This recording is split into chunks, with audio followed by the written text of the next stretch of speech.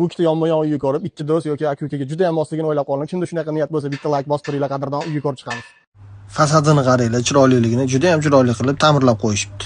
Bu xonadonimizni ko'rishingiz mumkin. Ko'chalari juda ham chiroyli va fayzli ekan. Hozir ichkarini bitta ko'rib chiqamiz.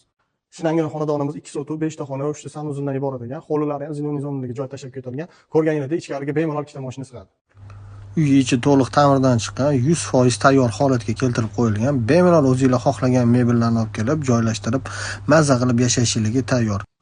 Zinadan ikkinchi qavatga ko'tarilganimizda katta koridor, zalimiz ochiq qilib qoldirilgan va ranglarni juda ham yorug', chiroyli ranglar tanlangan, sifatli mahsulotlarni ishlatib, chiroyli remont qilib qo'yilgan ekan. Bemalol kirib, o'zingizlarni ko'zingizlar bilan ko'rib, bu uyni olishinglarni tavsiya qilamiz. Ushbu ikkita shinamgina yonma-yon uyimiz Qibray tumani O'nqo'rg'onda joylashgan. Mahallasi Mirobod mahalla ekan. Xo'sh, 2 sotuv, 5 ta xona, 3 ta sanuzil, bitta podvola ham bor. Shuni hisobga olib qo'yasizlar. Narxiga keladigan bo'lsak, 130 ming so'ralyapti, kelishtirib beradigan joyi bor. Ikkita do'st yoki aka-ukalarga jo'natib qo'yamiz. Salomat bo'linglar.